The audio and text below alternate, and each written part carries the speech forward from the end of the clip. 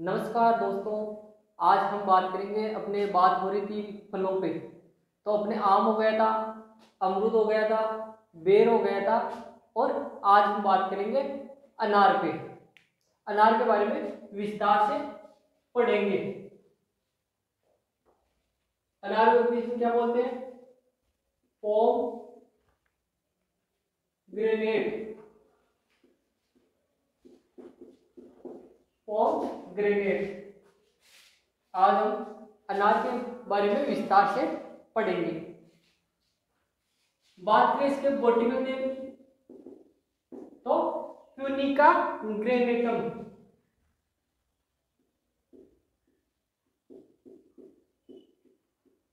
Tunica granatum. बात करें इसकी फैमिली की, तो ट्यूनिकेसी। ट्यूनिकेसी।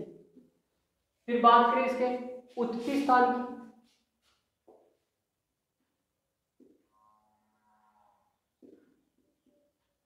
ओरिजिन प्लेस या उत्पत्ति स्थान एक ही बात है, तो ईरान।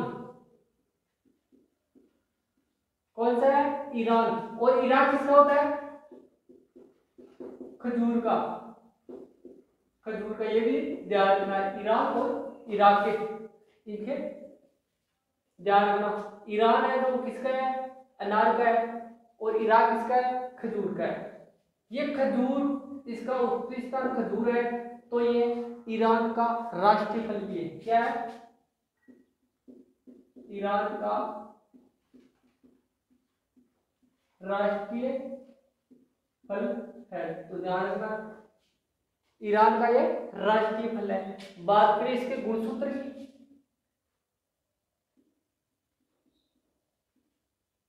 गुणसूत्र की, तो 18। ध्यान रखना, 12 बराबर कितने होते हैं? 18 होते हैं। अब बात करते हैं, जो विश्व होता है,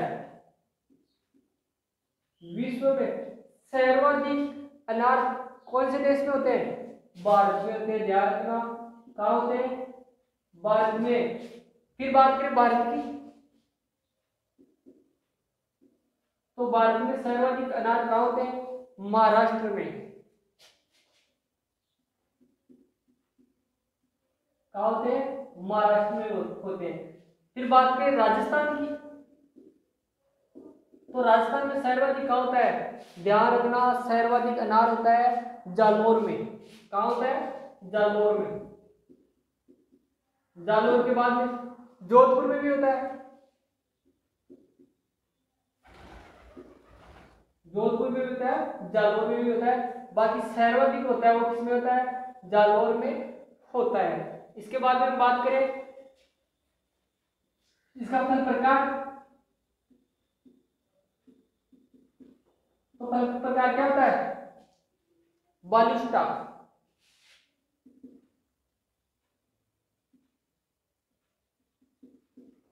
बालुस्टा या बेरी भी बोल देते हैं। ये जो बालुस्टा होता है, ये बेरी का ही प्रकार होता है, तो इसका क्या है? बालुस्टा। अगर बालुस्टा ऑप्शन में नहीं है तो बेरी भी इसका आंसर हो सकता है। फिर बात करें खाने योग्य भाग,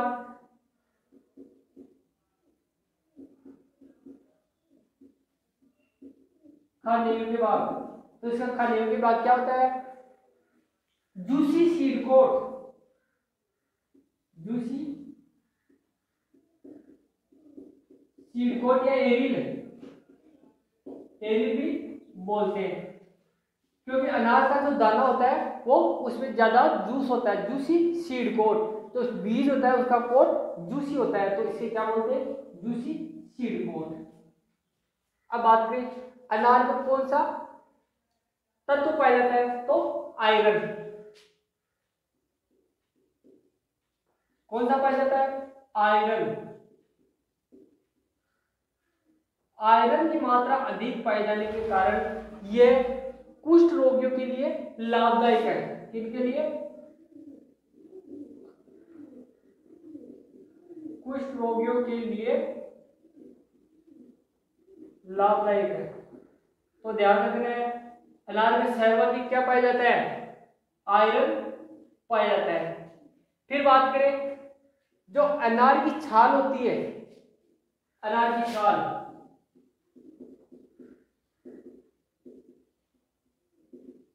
उसमें कौन सा तत्व पाया जाता है? तो उसमें पाया जाता है टेनिन। यह हानिकारक रसायन होता है।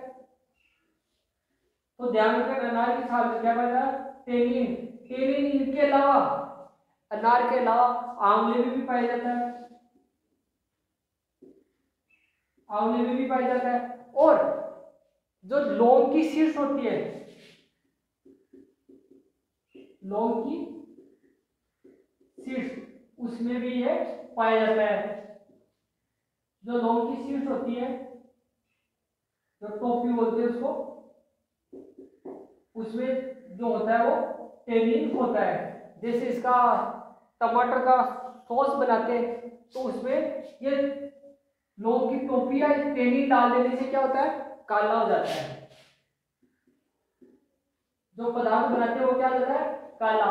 इसलिए जो ये टेनिन युक्त भाग होता है उसको हटा के, लौंग से हटा के ही इसमें टमाटर के केचप सॉस में डाला जाता है। तो ध्यान रखना, चटनी वगैरह में, इनमें तो इनका ध्यान रखना है।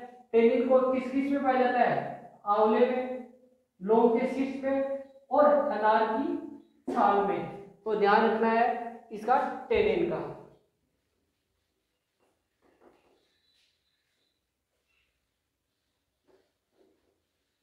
इसके बाद में बात करें जलवायु।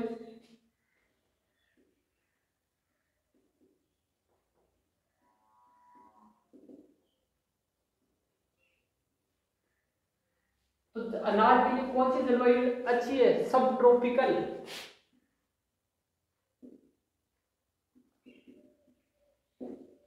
हिंदी में बोले तो उपोष्ण। कौन सी? उपोष्ण, मतलब गर्म हुआ, शुष्क जलवायु। फिर बात करें इसकी क्लाइमेटिक फल है। क्लाइमेटिक है या नॉन क्लाइमेटिक? अनार नॉन क्लाइमेटिक फल है।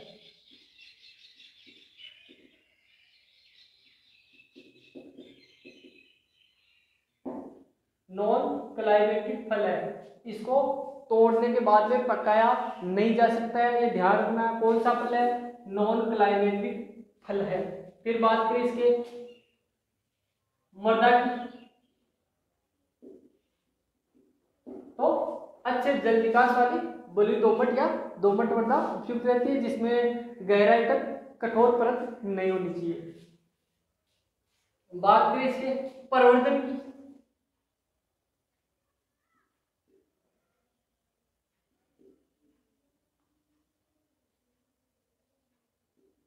प्रोपेगेशन की,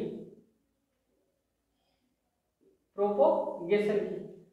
तो जो अनार होता है उसमें प्रवर्धन किसके द्वारा होता है? हार्डवुड कटिंग के द्वारा। हार्डवुड कटिंग, हिंदी में बोले तो काष्ठीय तना कलम, काष्ठीय तना कलम के द्वारा या गुट्ठी दाग के द्वारा भी होता है।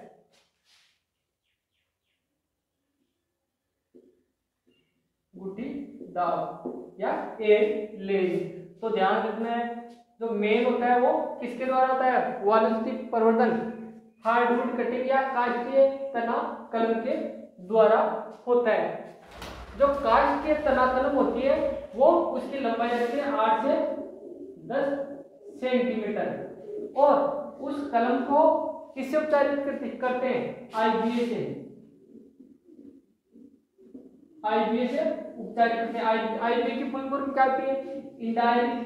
Indole butyric acid. क्या होती है? इंडोल ब्यूटाइलिक एसिड होती है। और जो इसकी मात्रा लेते हैं वो 500 ppm, 500 ppm ब्यूटाइलिक, indole butyric acid में कलम को डुबो के लगा देते हैं, जिसे शीघ्र जड़ें निकलाती, इसलिए आईपीओ को क्या कहते हैं, रूट प्रमोटिंग हार्मोन या जड़ें निकलने वाला हार्मोन भी क्या कहते हैं रूट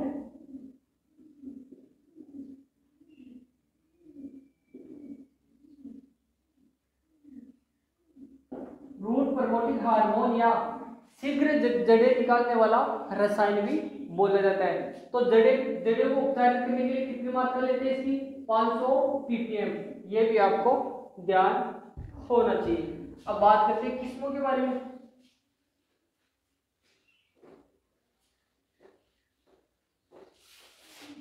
बात करें किस्मों के बारे में, तो दोस्तों जो वीडियो बना रहे हैं उनको देख के उनके कमेंट जरूर करना है, ताकि भाई आपको अच्छा लगा या नहीं लगा आपको कमेंट के द्वारा बताना है।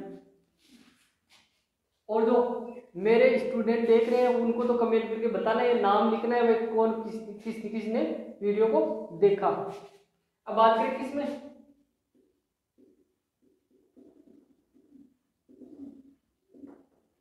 वैरायटी या किसमें, तो सबसे पहले लेते हैं गणेश, ये सबसे अच्छी किस्म है और इसका चयन जीएस चीमा ने किया था और इसको जीपीजी नंबर 1 के नाम से भी जानते हैं। तो ध्यान रखना है, कहाँ उगाई जाती है, महाराष्ट्र साइड की किस्म उगाई जाती है। इसमें टीएसएस कितना होता है, टीएसएस 13% होता है, तो ध्यान रखना। डोलका, कंधारी, रूपी, मर्दुला,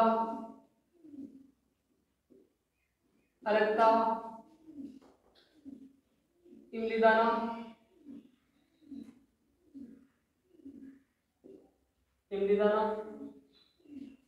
पेपर सेब,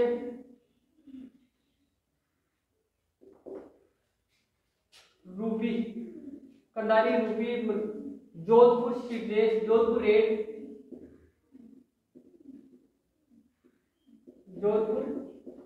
रेड, जालोर सीडलेस,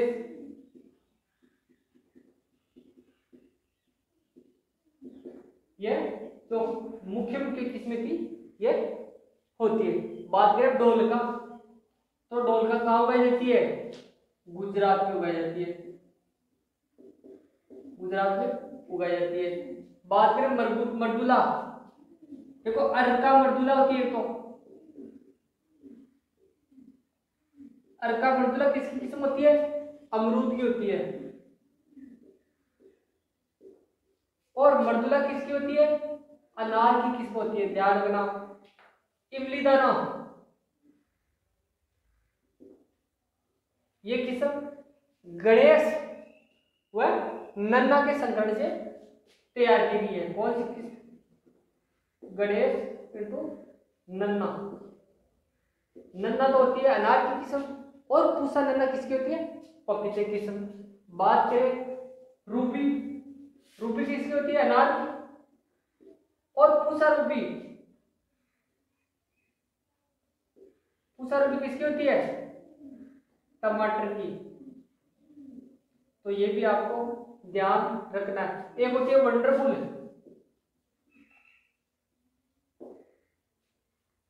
एक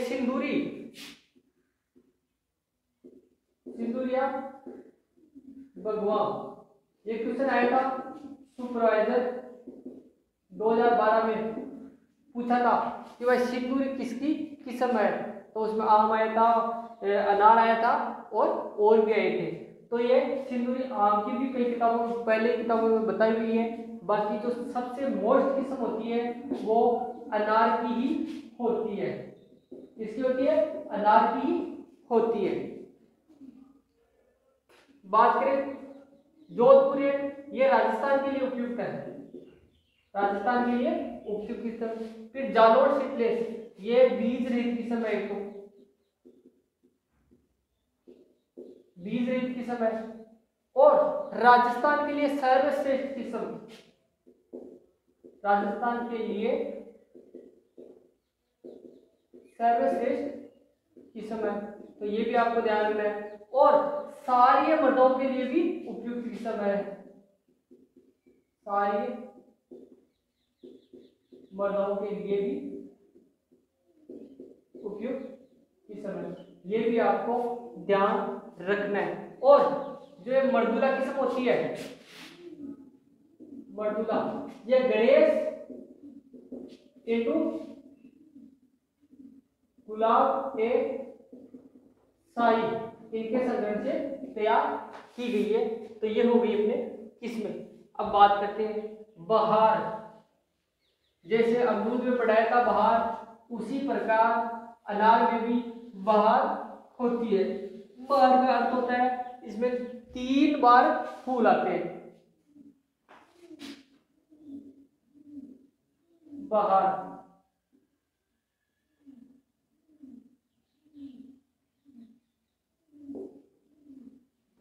कितनी बार होती है? 3 बार होती है। कौन कौन सी? अम्बेबार, मरकबार और हस्तबार।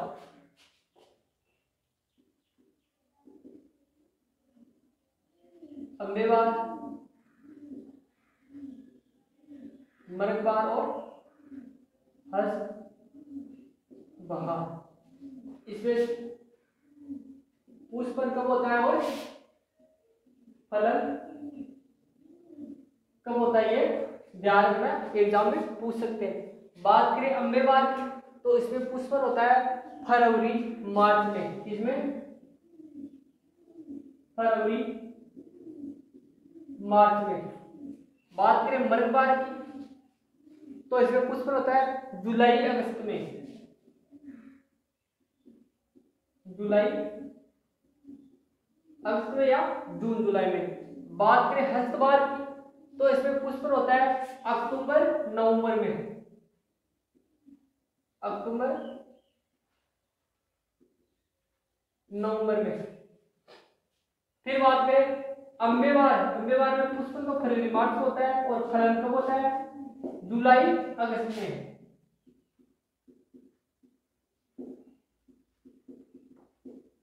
जुलाई अगस्त में। बात करें मरकबार। मरकबार में पुष्पन तो जुलाई अगस्त में होता है और फलन कब होता है? नवंबर दिसंबर में।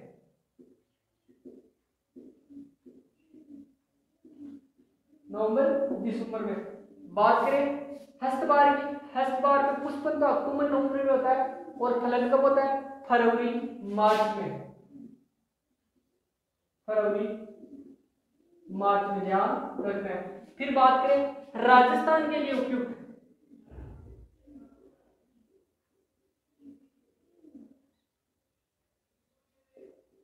राजस्थान के लिए उपयुक्त बहार कौन सी है? मर्ग बहार। तो ध्यान रखना है, वेरी वेरी इंपॉर्टेंट है। कौन सी बहार लेते हैं राजस्थान में? मर्ग बहार, क्योंकि इसमें जो ये बहार होती है उसमें वर्षा ऋतु का मौसम होता है राजस्थान में और उसको पानी अच्छी, पौधे को पानी अच्छी तरह से मिल जाता है। तो ये सर्वश्रेष्ठ बहार कौन सी होती है? मृग बहार।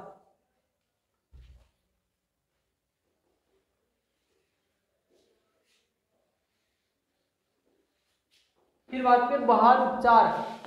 भाई 3 बहार होती है, 3 बहार में से कौन सी बहार का चयन करना है? एक बहार का चयन कर लिया, जैसे मृग बहार का चयन कर लिया, तो जो 2 बहार होती है उसके जो फूल होते हैं उसको झाड़ देते। झाड़ने के लिए क्या करते हैं? फूल आते समय क्या कर देते हैं? सिंचाई कर देते हैं, जिससे फूल जड़ जाते हैं और पौधा सुसुप्त अवस्था में चला जाता है।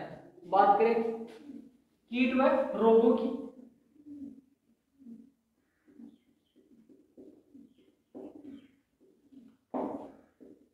कीट व रोगों की, तो अनार में सबसे भयंकर कीट लगता है क्या? अनार की तितली। अनार की तितली क्या लगता है? अनार की तितली। क्या बोलते हैं इसको? वीराकोला आइसोक्रेटस। वीराकोला आइसोक्रेटस विराकुला आइसोक्रेटस। क्या ये कीट है? ये क्या करता है, जो इसके कैप्सूल्स या जो छोटे फल होते हैं उस पर अंडे दे देती है और अंदर कीड़े पड़ जाते हैं, और कीड़े पड़ के जो फल होता है वो पूरा सड़ जाता है। इसके लिए उपचार के लिए, कंट्रोल के लिए क्या करेंगे?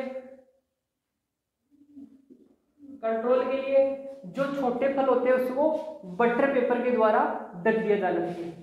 Butter paper. तो सबसे इसका अच्छा उपाय यही है, बटर पेपर से जो फल होते हैं उसको ढक दिया जाता है। कई बार ये सेब है उन पे देखा जाता है तो बटर पेपर आता है, वो तो वही बटर पेपर होता है, मुलायम कागज जैसा कपड़ा होता है, उसको क्या बोलते हैं? Butter paper. और इसका सबसे अच्छा उपाय क्या है? Butter paper. एक होता है छाल बक्सक,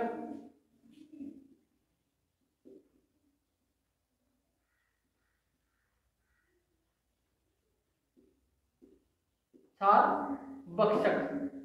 तो ये क्या करता है, जो पौधे की टहनियां होती है उसमें सुरंग बना के रहता है। जो पौधे की टहनियां होती है उसमें सुरंग बनाकर रहता है और सुरंग से बाहर निकलता है और जो पौधे की छाल होती है उसको खा जाता है। तो ये भी हानिकारक कीट है। इसके लिए क्या करेंगे, जो सुरंग होती है उसमें रुई को केरोसिन में भिगोकर, रुई को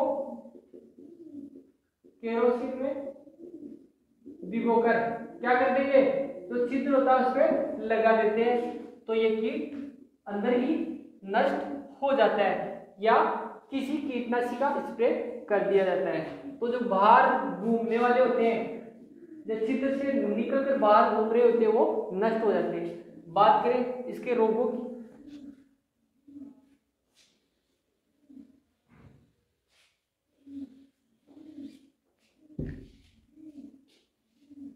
तो इसमें जो रोग लगता है वो लगता है पत्ती धब्बा रोग।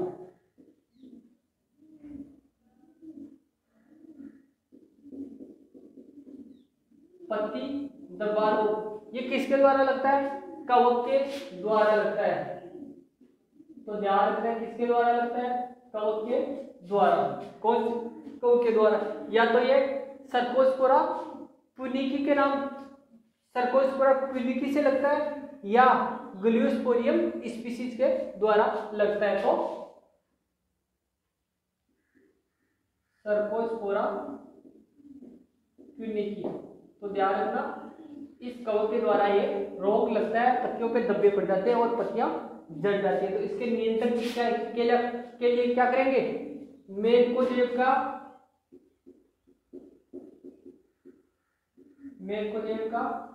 0.2% का क्या करेंगे?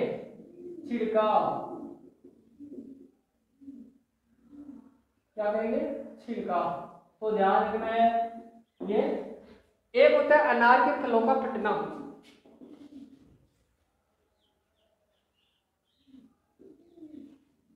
फलों का फटना। तो फलों के फटने का 3 कारण हो सकता है। एक तो अनियमित सिंचाई,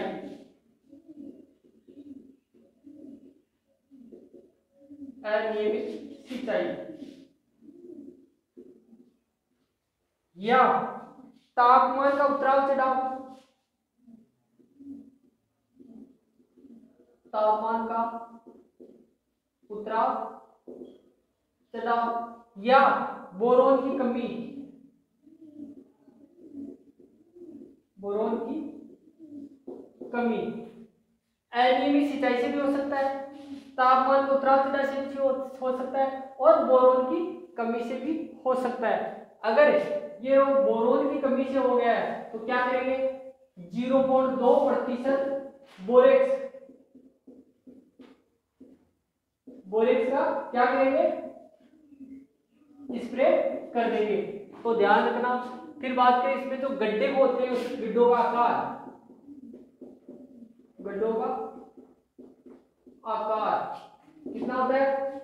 0.75 इंटू 0.75 इंटू 0.75 मीटर। बात करें इसके R इंटू पी, रो और प्लांट की दूरी, कितनी है 5 × 5 मीटर।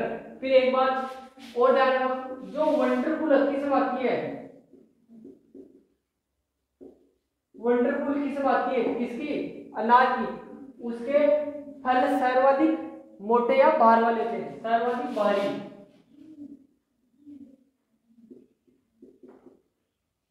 सर्वाधिक क्या होंगे, भारी। तो ये भी आपको ध्यान रखना है। तो ये अपना अनाज खत्म हो गया है। और ध्यान रखना, हमारे चैनल को लाइक और सब्सक्राइब करना है और जो बेल आइकन होता है उसको भी दबाना है, ताकि वीडियो अपलोड करते ही आपके पास नोटिफिकेशन पहुंच जाए। Thank you.